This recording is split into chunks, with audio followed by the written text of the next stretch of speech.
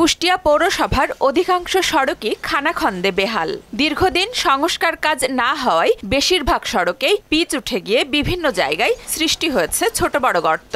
সামান্য বৃষ্টিতেই ড্রেনের ময়লা পানিতে ডুবে যায় সড়ক ও ঘরবাড়ি। এতে চরম ভোগান্তিতে পড়ে পৌরবাসী। ভোগান্তির বিষয়টি পৌরসভা প্রশাসনকে জানালে কর্তৃপক্ষ মাঝে মাঝে দায়সারা কাজ করে, জানিয়ে ক্ষুব্ধ স্থানীয়রা। দ্রুত ভোগান্তি থেকে মুক্তি চায় তারা।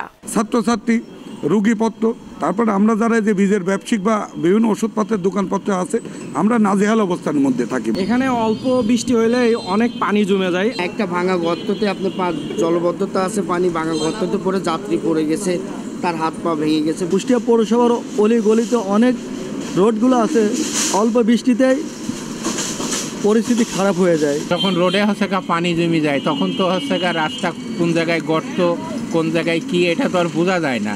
দেখা যাচ্ছে নামা দিলাম একতর গাড়ি উল্টি গেল। 160 জুনা একবার 100 জুনা আমরা বিভিন্ন রাস্তার থেকে চিঠি বর্তমান প্রশাসককে জমা দিয়েছি। পৌর কর্তৃপক্ষ বলছে, অপরিকল্পিত সড়ক ও ড্রেনেজ ব্যবস্থার জন্যই দুর্ভোগ পোহাতে হচ্ছে শহরবাসীকে। সমস্যা সমাধানে দ্রুত ব্যবস্থা নেবেন তারা। এখানে অপরিকল্পিত অনেক কিছু হয়েছে, আমরা চেষ্টা করছি বর্তমান থেকে যাতে আমরা ভবিষ্যতে খুব ভালোভাবে পরিকল্পিত আকারে উন্নয়ন করতে পারি, ব্যাপারে আমরা সর্বদা সচেষ্ট রয়েছি। পরিকল্পনা ইতিমধ্যে আমরা করেছি, সেটাকে রিঅ্যাডজাস্টমেন্ট, যতটুকু প্রয়োজন লাগে কাস্টমাইজেশন এবং নতুন করে সংশোধন।